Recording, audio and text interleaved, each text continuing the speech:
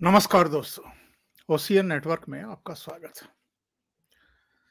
आज बात करेंगे उन कांग्रेस के 24 घंटे प्रचारकों की जो हारमोनियम तबला लेकर के एक ही काम कर रहे हैं 2014 के बाद से। प्रधानमंत्री नरेंद्र मोदी की आलोचना करना, आलोचना के बहाने ढूंढना, कुछ भी अगर कोई दुश्मन देश भी कर दे तो उसमें भी हमारे प्रधानमंत्री की ही कमियां तलाश करना, हमारी सेना पर भी अगर प्रश्न खड़े करने पड़े उनको तो वो करेंगे। और चुनाव से पहले एक अलग तरह का माहौल बनाना कांग्रेस के पक्ष में या जो सो कॉल्ड सेक्युलर हैं उनके पक्ष में। और जब चुनाव हार जाएं तो उसके बाद फिर ईवीएम की शामत आ जाती है, ये तो आप जानते ही हैं। और ये लगातार चल रहा है, अनथक जिसको कहते हैं, बिना थके। लेकिन कभी-कभी इनके बीच में से कोई एक आध ऐसी बात कर दे, जिससे लगे कि वो थोड़ा-सा या तो बैलेंस होने की कोशिश कर रहा है या सही बात उसकी ज़बान पर किसी वजह से आ गई है, तो उसके बाद ये सब उसको घेरने के लिए आतुर हो जाते हैं कि कहीं ये अ, शिफ्ट तो नहीं कर रहा है, हमारे गैंग में से बाहर निकल कर के भाग तो नहीं रहा है, कहीं हमारे गैंग में, गिरोह में फूट तो नहीं पड़ रही है। 1-2 ऐसे ट्वीट इधर आए हैं आशुतोष के, और आशुतोष को मैं किसी भी तरह के शक संदेह से बाहर नहीं कर रहा हूं, बल्कि जो इनका सत्य असत्य जो भी चैनल आप कह लीजिए, उस पर जिस जिस तरह के लोगों का जमावड़ा लगता है या ये लगाते हैं और जिस तरह की चौपाल वहां लगा करके ये बातें करते हैं, उससे मुझे तो कम से कम कोई संदेह नहीं है कि ये घोर मोदी विरोधी भी हैं, ये कांग्रेस के चापलूस भी हैं। और जो उस पूरे गिरोह की विशेषताएं हैं, पूरी तरीके से ये वो सारे गुण अवगुण जो भी आप कह लीजिए वो इनमें समाहित हैं। पर इनके जरिए यानी इनके बहाने आज हम ये जरा देखने की और अंदर झांकने की कोशिश करेंगे कि इनमें कोई शिफ्ट तो नहीं आ रहा है। और 2024 में क्या होने जा रहा है ये तो अब सब जान चुके हैं, ये भी जान चुके हैं। और जो कट्टर विरोधी माने जाते हैं मोदी के वो भी जान चुके हैं, विदेश भी जान चुका है, पूरा दुनिया जान चुकी है। तो कहीं कुछ बदलाव तो नहीं है दिमाग में, कहीं किसी कोने में। चलिए सीधे जुड़ते हैं।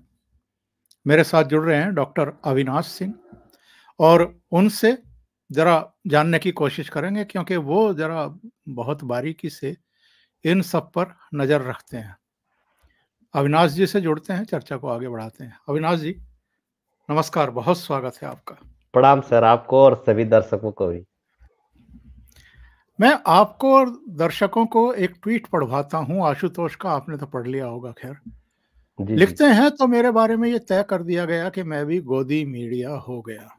अच्छा है, कुछ लोगों को काम मिल गया है। सुबह से शाम तक बीजेपी मोदी को गरियाए तो आप अच्छे पत्रकार हैं, और अगर आप विपक्ष की आलोचना कर दें तो बिक गए हैं। अच्छा है, कोई मुझे बताए कि गोदी मीडिया और उनमें क्या फ़र्क है जो सुबह उठते ही बीजेपी सरकार को गाली देने का मौका खोजते हैं और फिर उनके साथी कहते हैं वाह क्या पत्रकारिता है। मैं दोनों को पत्रकार नहीं मानता। सच को सच कहें, आलोचना करते समय सत्ता और विपक्ष में फ़र्क ना करें तो पत्रकारिता है। ये पत्रकारिता की डेफिनेशन कब से समझाने और बताने लगे आशुतोष अविनाश जी? मतलब ओहो! 100 चूहे खा कर के बिल्ली अगर हज को चलने लगे, तो बिल्ली पर लोग शक करना बंद कर देंगे क्या? ये कहाँ-कहाँ से होकर के आए हैं, कहाँ से लतियाए गए हैं, और फिर से इन्होंने पत्रकारिता का ड्रामा शुरू किया है, लेकिन पत्रकारिता के नाम पर क्या कर रहे हैं, ये भी हम और आप सब समझते हैं। पर इस ट्वीट का मतलब क्या है, थोड़ा-सा इसको डिकोड करिए। देखिए सर, दो तीन बातें आशुतोष के बारे में समझ लीजिए। मुझे बहुत अच्छे से याद है, आप तो खैर पत्रकार ही रहे, आपको तो पता ही होगा। 1996 की बात है। कांसीराम के यहाँ बहुत सारे पत्रकार, कांसीराम अपने घर से बाहर निकले और बहुत सारे पत्रकार माइक लगा करके बाइट लेने लगे। नया नया ये सब कुछ था उस समय का। अपनी पहचान छोड़ी थी इनके चेहरे पर काशीराम ने। हाँ, तो फिर कांसीराम से इन्होंने कुछ सवाल पूछ लिया। सवाल भी मैं बता देता हूँ। बेसिकली वहां पे किसी महिला का कपड़ा टंगा हुआ था, तो इन्होंने कह दिया कि आप तो शादीशुदा नहीं है, तो यहाँ महिला के कपड़े क्यों, जैसे होते हैं ना कुछ एक्सक्लूसिव टाइप के। जबकि ये पत्रकारिता का कोई धर्म नहीं हो सकता, उनके कोई फैमिली का हो सकता है, उनके यहाँ कोई काम करने वाला हो, कोई भी हो सकता है। तो कांसीराम ने तुरंत थप्पड़ जड़ दिया था। खूब टीवी पे और अन्य जगहों पे चला है। उस समय तो नया नया ये सब कुछ था। तो तब से ये पत्रकार हो गए आशुतोष। अदरवाइज आशुतोष का विश्लेषण आप कभी भी सुनिए, कहीं पे भी सुनिए। जब ये टीवी पे थे, जब मुझको लगता है कि शायद लास्ट आईबीएन सेमन में थे संभवतः। उसके बाद राजनीति में आया, क्या क्या ये भी लिखा हुआ है ट्वीट में इन्होंने। ये लोग सच के करीब नहीं होते हैं। अब दिक्कत यह है कि 3 राज्यों में इन्होंने पूरा एक झुंड बनाया हुआ था और इनके चैनल सत्य हिंदी पे रोज विश्लेषण होता था। रोज विश्लेषण होता था और ऐसे विश्लेषण होता था, नरेंद्र सिंह तोमर ये कर देंगे तो कैलाश विजयवर्गीय वो कर देंगे, तो भूपेश बघेल का ऐसे नहीं हो सकता, तो वो योजना चल गई, तो गहलोत ने ये कर दिया तो वो कर दिया, बीजेपी यहां हार जाएगी वहां हार जाएगी। और इनके चैनल पे ऐसे जहरीले जहरीले पत्रकार आते हैं। उनका एक एक एक, एक वानखेड़े है। वो जिंदगी में एक सिंगल टाइम सही नहीं हुआ, एक सिंगल टाइम। वानखेड़े, वो शायद महाराष्ट्र से आता है, वो हर चैनल पे बैठ करके यही बताएगा। और एक मनीष भाई है, बहुत सही इन सबों का नाम रखें, सनसनीबाज। तो ये सब सनसनीबाज है, सनसनी खबर बताएंगे कि अब पलट गई सत्ता, अब झुक गए मोदी, अब मैजिक खत्म हो गया, अब जवाब देना पड़ेगा। चंद्रचूड़ साहब आए सुप्रीम कोर्ट में, तो इसी तरह ये एक ऐसा जज आया है जो मोदी को सही कर देगा, तो फिर अब फैसला पलट जाएगा। जैसे ठीक है, आप लिखिए, आप करिए, उसकी कोई दिक्कत नहीं है। लेकिन सर, एज ए विश्लेषण, अगर एज ए पत्रकार आप हैं, बात ठीक है। जो पत्रकार जो ग्राउंड पे हुआ आपने उसको दिखा दिया, उसको बांच दिया, काम खत्म, जनता उसको तय करेगी। लेकिन आप पत्रकार से विश्लेषक की भूमिका में अगर आते हैं, तो आप 100 विश्लेषण करते हैं तो कम से कम 50 विश्लेषण आपके सही होने चाहिए। 100 विश्लेषण अगर करते हैं आप, तो कम से कम इनके तो 100% गलत होते हैं। सबसे बड़ा पॉइंट तो ये है, इनके चाहे चुनावी विश्लेषण कर ले, चाहे किसी फैसले पर विश्लेषण कर ले, या जनता को समझने का विश्लेषण कर ले। अब दिक्कत क्या है कि दर्शक तो समझते हैं ना, कब तक देखेंगे। मैं जाकर के इन लोगों के वीडियो के नीचे ट्वीट, दर्शकों के कमेंट भी कभी कभी पढ़ता हूं, या मेरे पास एक सॉफ्टवेयर है उसके थ्रू भी निकालने की कोशिश करता हूं। तो दर्शक वहां क्या लिख रहे हैं, अरे यार तुम लोग यार बकवास बंद करो यार, कायदे की बात करो। तुम लोग यहाँ सबको भ्रम में डाल देते हो कि जीत रही है जीत रही है जीत रही है कांग्रेस, और उधर हम शर्त लगा ली। एक दर्शक लिखा बहुत लंबा, बोला कि हमने तुम लोगों के विश्लेषण के चक्कर में यार शर्त लगा ली और हम 10,000 रुपया हार गए यार, आज के बाद तुम्हारा चैनल कभी नहीं देखना, तुम लोग तो गोदी मीडिया से भी बेकार हो। मतलब ऐसे ऐसे लिखने लगे। तो आशुतोष को अब समझ में आया कि बैलेंस एक्ट खेलते हैं, थोड़ा इधर भी करते हैं, थोड़ा उधर भी करते हैं। लेकिन ये सिर्फ आशुतोष की पीड़ा नहीं है। एक आईएएस है, शायद उनका सूर्य प्रताप, रिटायर आईएएस के नाम से ट्विटर पे ट्वीट चलता है। हाँ, उन्होंने सूर्य राम प्रताप मंदिर सिंह को लेकर करके। के, हाँ, उन्होंने राम मंदिर को लेकर के एक ट्वीट कर दिया। जो मतलब इनको पिछले 10 साल से वाह वाह कर रहे हैं, उन्होंने इतनी भर भर के गालियां दी, इतनी भर भर के गालियां दी कि वो भी अपनी व्यथा लेकर के बैठ गए। अब बताइए, हम हिंदू तो हैं ही हैं यार। अब ठीक है, हम भाजपा का विरोध करते हैं, हमने इतना कुछ किया, ऐसे किया वैसे किया, और कोई भ्रम नहीं रखा। हम कोई लोग कहने लगे कि बिक गया, राज्यसभा जाने की बात कर रहा है। उसी कड़ी में आशुतोष है। इन लोगों को सच दिखाई नहीं देता है, ये बिके हुए लोग हैं। और सर, ये नया नहीं है। देश के सापेक्ष भी कोई चीज हो तो भी आशुतोष के इसी ट्वीट से पीछे एक ट्वीट देखिए। अच्छा, अब आपको मालदीव भी आंख दिखाने लगा है। ये ट्वीट है, आप खुद सोचिए। अब बताइए कि मालदीव तो घुटने के बल आ गया है, तो उस ट्वीट का क्या मतलब है? और मालदीव अगर कोई बात कह रहा है तो पीछे उसके चाइना खड़ा है और ये सारे चाइनीज गैंग वाले हैं। इसको कई कॉन्टेस्ट में देखने की कोशिश करिएगा सर। एक तो जैसे एक अब आशुतोष क्या कह रहे हैं, क्योंकि मेरे बारे में भी कह दिया गया मैं गोदी मीडिया हूं। अरे तुम ही तो कहते थे आशुतोष, ये गोदी मीडिया शब्द रवीश कुमार निकाला, जो साफ साफ बिका हुआ व्यक्ति है, जिसका भाई बलात्कारी भाई, जिसको जिसको सजा होनी चाहिए थी, जिसको जिसको जेल जाना चाहिए था, वो कांग्रेस का लीडर है।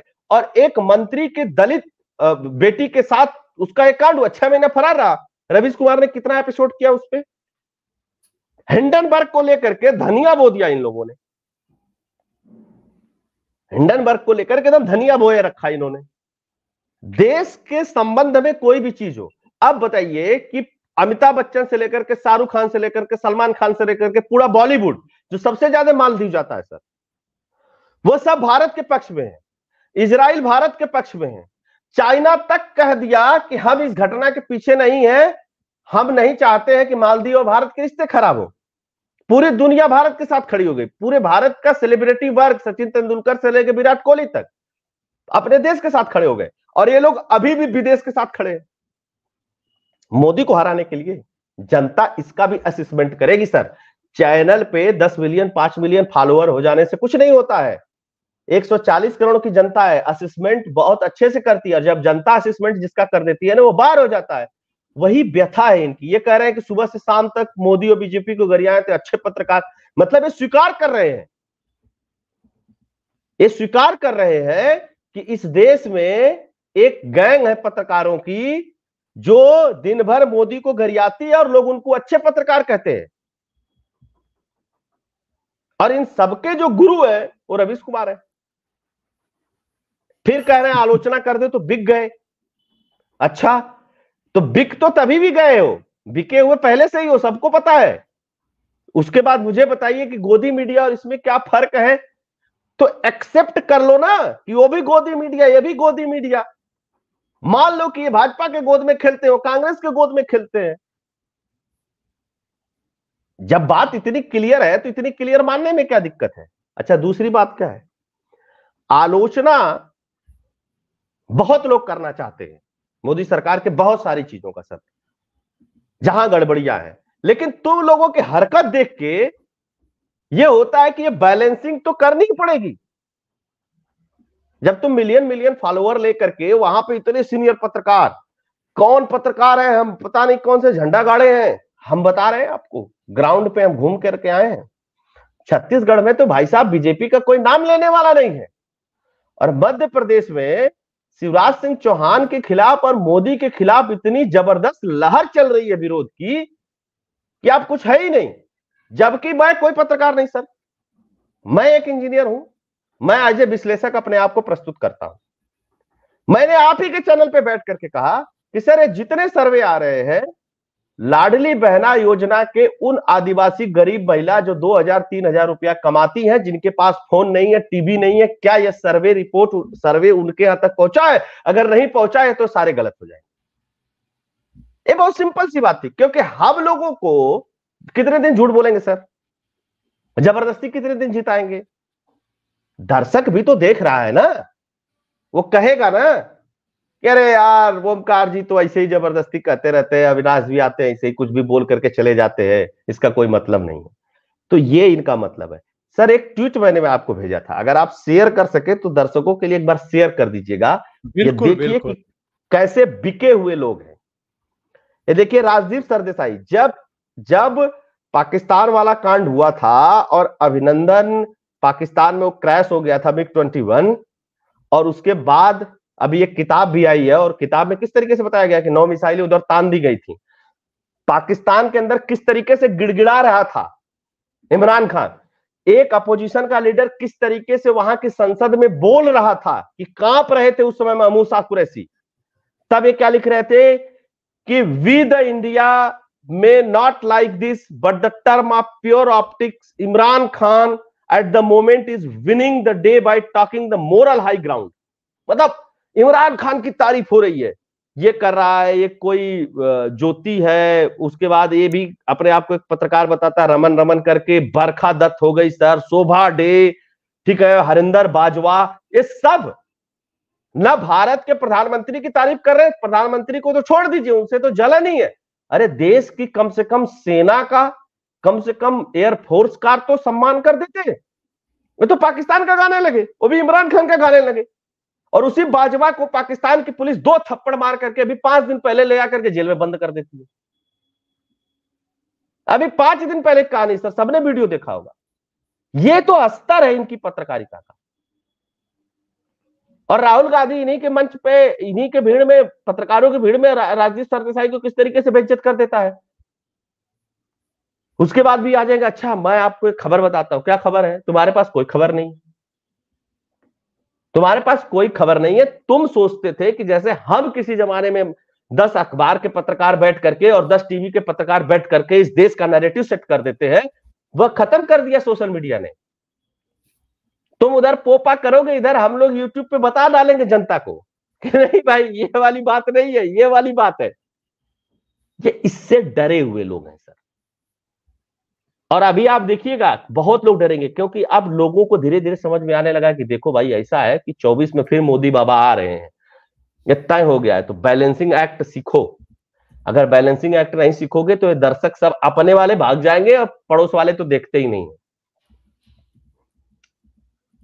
तो चलाना भी तो है, व्यवस्था भी तो चलानी है। ये डर है सर इनका। अब देखिए बड़े बड़े लोग हैं। जी जी, ये बताइए, अभी मैं एक इसका अजीत अंजुम का वीडियो देख रहा था, जिस दिन मोदी जी लक्षद्वीप गए, और जाहिर है वहां पर एक तो राहुल गांधी हैं जो कन्याकुमारी से कश्मीर तक 5 किलोमीटर चलते रहे, मतलब 5 महीने चलते रहे।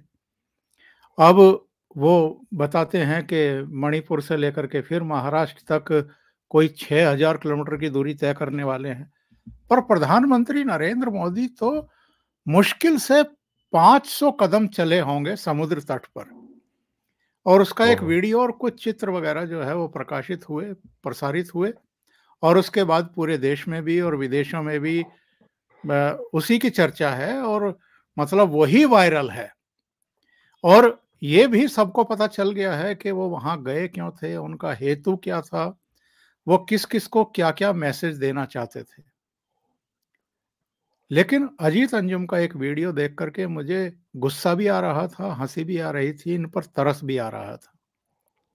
ये कह रहे थे कि साहब ये शोर मचाया जाता है गोदी मीडिया के द्वारा कि जब से वो गुजरात के चीफ मिनिस्टर रहे 13.5 साल, जब से वो प्रधानमंत्री हैं 9.25 साल से, तब से उन्होंने एक भी छुट्टी नहीं ली, कहीं आराम नहीं किया।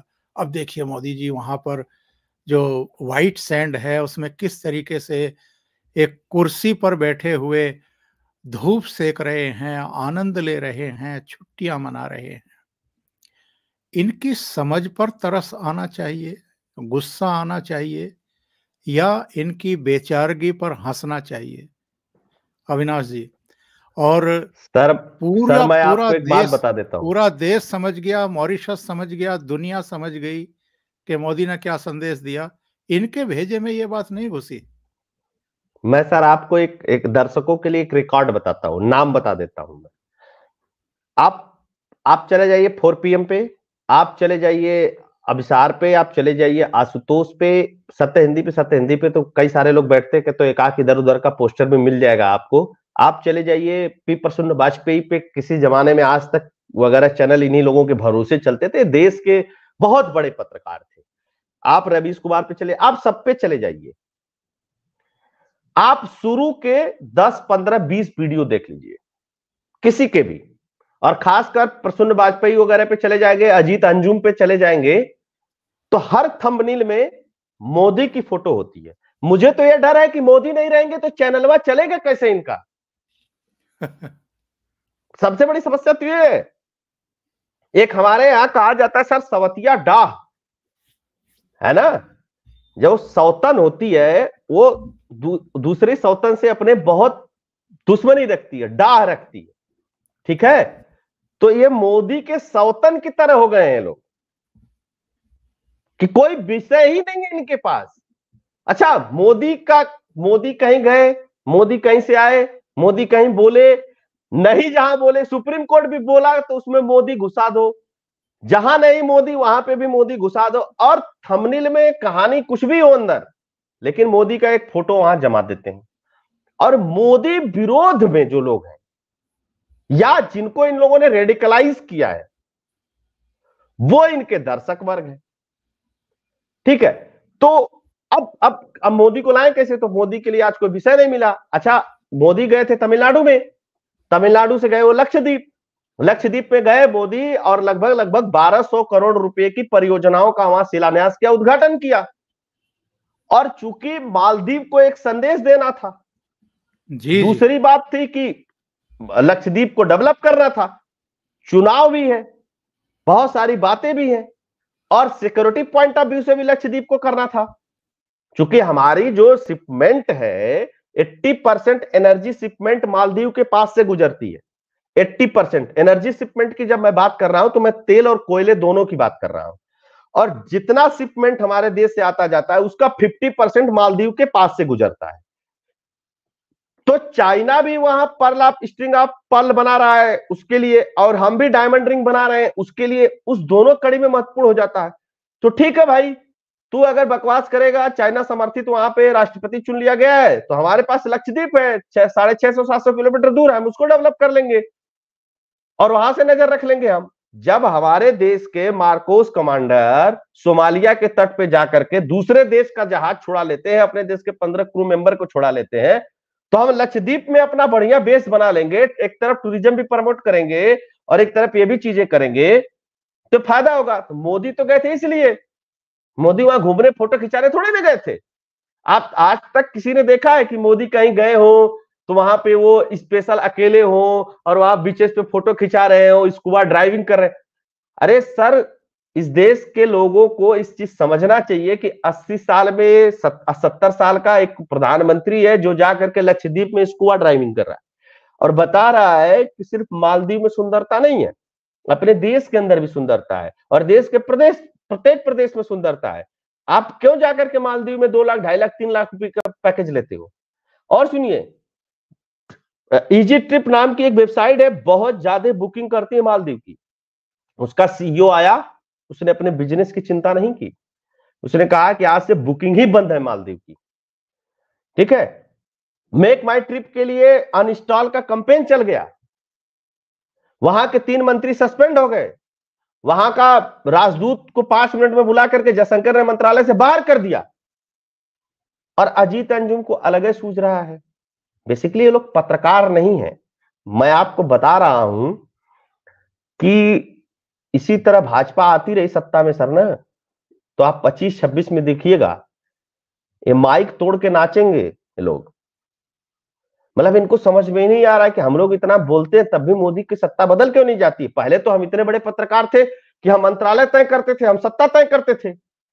उनको पता नहीं है कि जो मोबाइल फोन आ गया ना, स्मार्टफोन लोगों के हाथ में, उसने तुम्हारी पत्रकारिता को बदल दिया। तुम्हारे नीचे से जमीन खिसक चुकी है। लोग टीवी पे खबर देखते हैं तो यूट्यूब पे आकर के विश्लेषकों से वेरीफाई भी करते हैं कि वो सही है कि गलत है। अब आप ये देखिए ना कि एक खबर इस समय चल रही है, जब आप बोल रहे थे तो मैं देख रहा था कि ये तो जो अविनाश जी कह रहे हैं वो मैं होते हुए देख रहा हूँ। ये देखिए, जी जी, आज तक की वेबसाइट पर है, लक्षद्वीप में नया अच्छा, एयरपोर्ट बनेगा, फाइटर जेट्स की भी होगी तैनाती, जानिए क्या है मोदी सरकार का प्लान। यानी मोदी क्यों गए थे वहां पर, ये सबको पता है, और आगे की क्या उनकी प्लान है ये भी उनके दिमाग में रहा होगा। मालदीव को कैसे सबक सिखाना है ये भी वो जानते थे। और ये मंजीत नेगी जो रक्षा संवाददाता हैं आज तक के इंडिया टुडे के, उनकी खबर है, ये विश्वसनीय खबर है। और उन्होंने जी जी, साफ साफ लिखा है कि प्रधानमंत्री मोदी की सरकार का लक्षद्वीप को लेकर अलग ही प्लान है। भारत सरकार लक्षद्वीप के मिनिकॉय आइसलैंड में पर नया एयरपोर्ट बनाने जा रही है, जहां से फाइटर जेट्स, मिलिट्री एयरक्राफ्ट और कमर्शियल विमानों का संचालन भी होगा। यहां पर ड्यूल पर्पज एयरफील्ड होगा। और सूत्रों ने यह बताया कि मिनी कॉय द्वीप पर ड्यूल पर्पज एयरफील्ड बनाया जाएगा, एयरपोर्ट होगा जहां से फाइटर जेट्स का संचालन होगा, आम नागरिक विमान भी यहां आ जा सकेंगे और मिलिट्री एयरक्राफ्ट की लैंडिंग और टेक ऑफ यहां से हो पाएगा। मतलब बहुत डिटेल खबर ऑलरेडी आ चुकी है, पर बिल्कुल इन सर। अरे लोगों को देखिए, हम लोग इस ये समय दिखाई नहीं लगभग देगा। रिकॉर्डिंग करते हुए हम लोगों को 25 मिनट हो गया है और 15 मिनट पहले की खबर आई है। तो मतलब जब हम लोग रिकॉर्डिंग कर रहे थे, जो मेरे पास खबर थी इसको लेकर के सर, मैं आपको यही चीज बता रहा था। दर्शकों को एक चीज समझना जरूरी होगा, स्ट्रिंग ऑफ पर्ल के अंदर बांग्लादेश का चिटगांव पोर्ट भी है, स्ट्रिंग ऑफ पर्ल के अंदर नेपाल के अंदर बना हुआ एक पोर्ट भी है, एक एक एक एक एक एयरफील्ड भी है, ठीक है, जिसको नेपाल ने उधारी लेकर के बनाया था। नेपाल उसके पैसे नहीं चुका रहा है और उसी के चक्कर में जयशंकर जी गए थे अभी 4-5 दिन पहले, चूंकि मालदीव चलने लगा तो जयशंकर की नेपाल यात्रा के बारे में विश्लेषण नहीं हुआ। तो इसके अलावा सर आप बताइए सर, श्रीलंका का एक बंदरगाह चला गया ना, हम्बनटोटा चला गया ना। मनमोहन सिंह क्या कर रहे थे? डफली बजा रहे थे। पत्रकार तब क्या कर रहे थे उस समय, बताइए। नेपाल के अंदर एक एयरपोर्ट बना लेता है चाइना पैसा दे करके, ये क्या कर रहे थे? सीपीईसी बन जाता है, ये क्या कर रहे थे? कभी विरोध किया इन्होंने सिंगल टाइम भी चाइना का इस बात को लेकर के? कभी नहीं किया।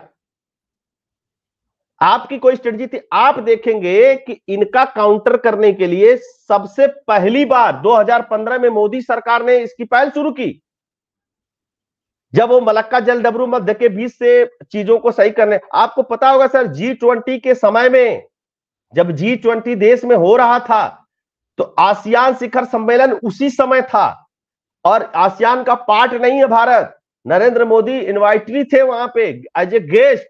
नरेंद्र मोदी अपना G20 छोड़ करके आसियान शिखर सम्मेलन में मलेशिया गए थे। तो कहने का ये मतलब है कि अगर वो हमको घेर रहा है तो हम भी घेरने की कोशिश कर रहे हैं।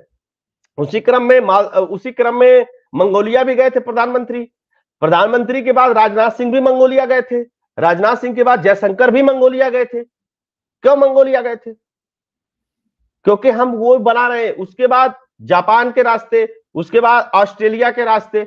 पता नहीं होगा लोगों को सर, अडानी ने कोयले के धंधे से ऑस्ट्रेलिया से बाहर कर दिया चाइना को, और यहां इस देश में बैठ करके 2 लाइन की खबर और 200 लाइन का विश्लेषण जिसमें तर्क ना हो, तथ्य ना हो, उस पर बात करते हैं। सर जितना नजदीक होंगे हम हिंद महासागर में, जितना हम स्ट्रेटेजिक पोजीशन में होंगे हिंद महासागर में, उतना ही हम बेहतर काउंटर करेंगे। और युद्ध के लिए काउंटर नहीं होता है सर, काउंटर होता है जो अपनी एनर्जी जरूरतें आ रही है हमारे देश में, जो हमारे देश से इंपोर्ट एक्सपोर्ट जा रहा है, उनकी सुरक्षा कौन करेगा? क्योंकि सोमालिया में सरकार है नहीं सर पिछले 20-22 साल से, और सोमालिया में डाकुओं का बिजनेस $90 बिलियन का हो गया है।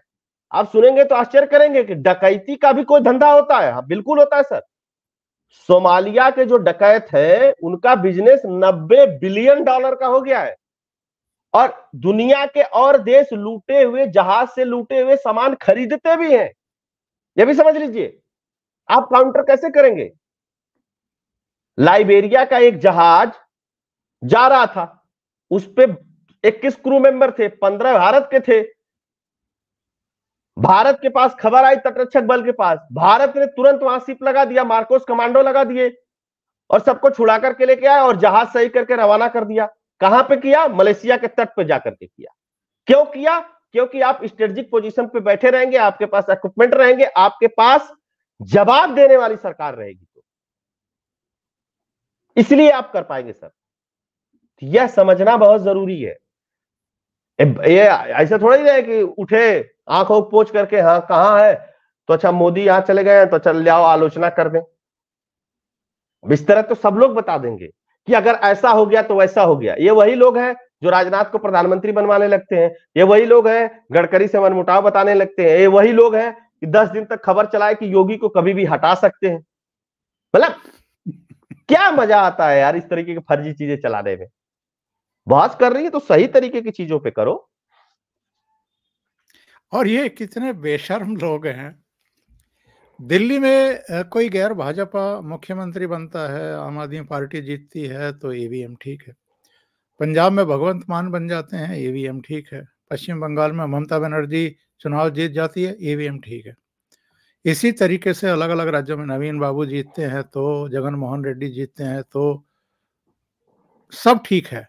लेकिन जैसे ही भारतीय जनता पार्टी जीतती है तो ईवीएम पर ठीकरा फोड़ना शुरू कर देते हैं।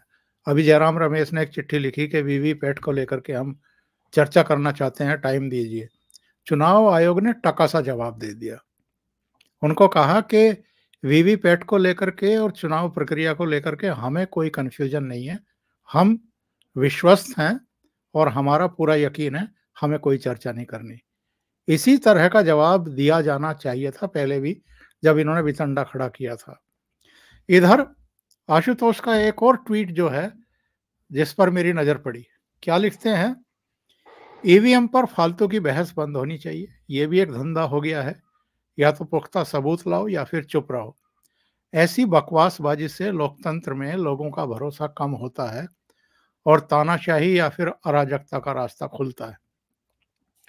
और जो राजनेता या दल बिना पुख्ता सबूत सवाल कर रहे हैं, वो चुनाव में हिस्सा लेना बंद करें, क्योंकि ऐसों की उनके अपने तर्क से हार निश्चित है। तो फिर क्यों चुनाव लड़ना? ये 7 जनवरी को दोपहर बाद 2:14 पे इन्होंने ट्वीट किया था।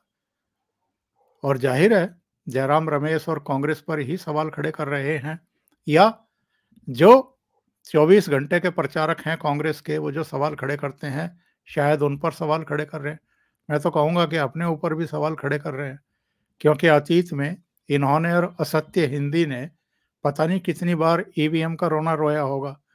तो ये शिफ्ट दिखाई दे रहा है, कुछ और है, या कांग्रेस से कोई भाव मिलने बंद हो गए हैं? है क्या मामला? जरा थोड़ा इसको डिकोड करिए।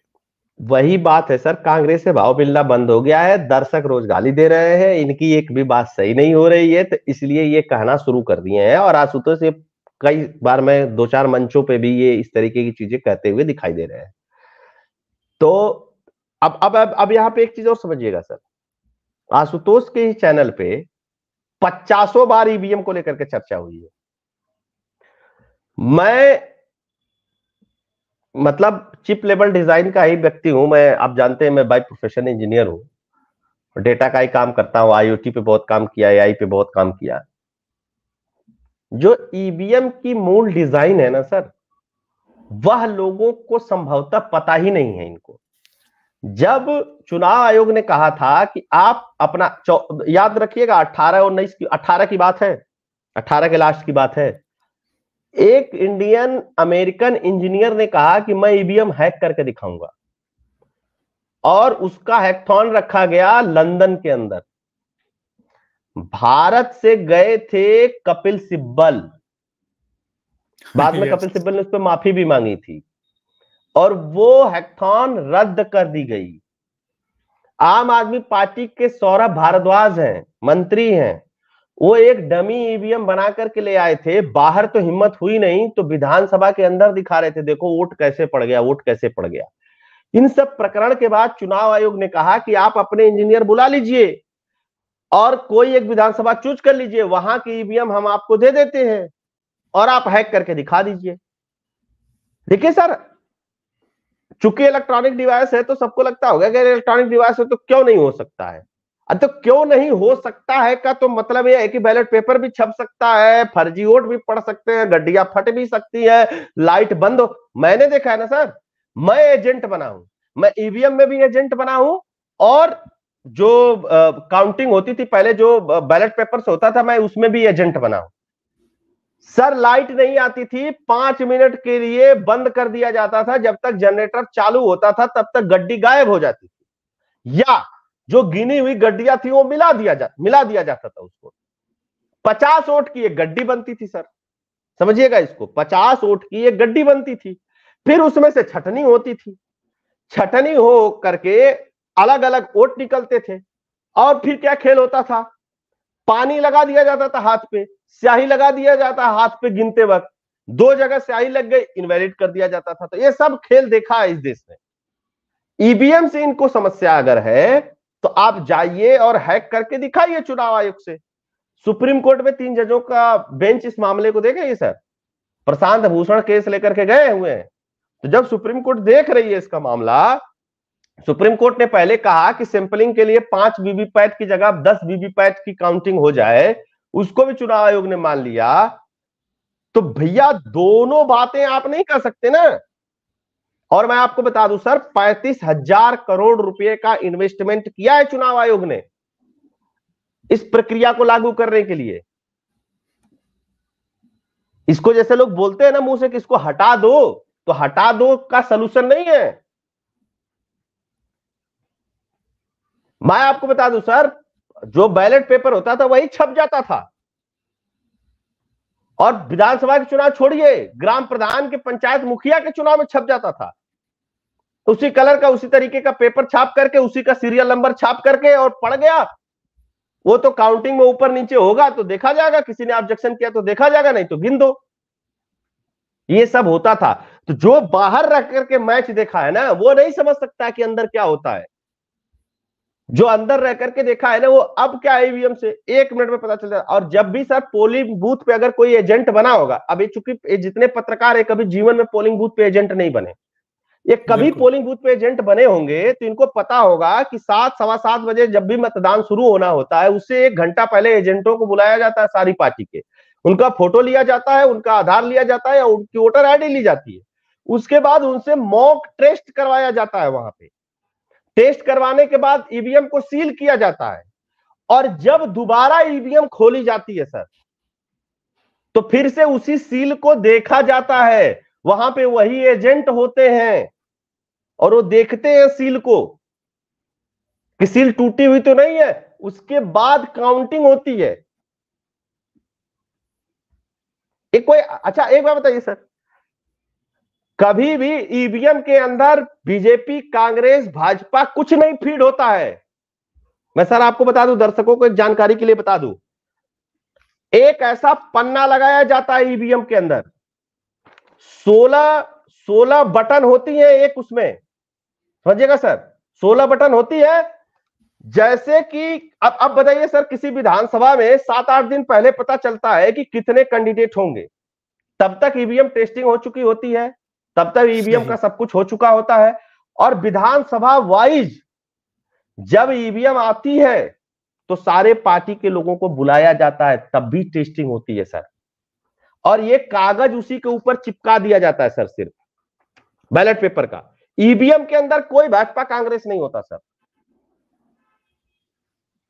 सिर्फ कागज चिपकाया जाता है उसके ऊपर से, एक जो लाल कलर का कागज जब आप वोट देते हुए देखते होंगे, तो उसके आगे जो होता है वो 1 2 3 4 होता है, और वहीं से बटन दबती है।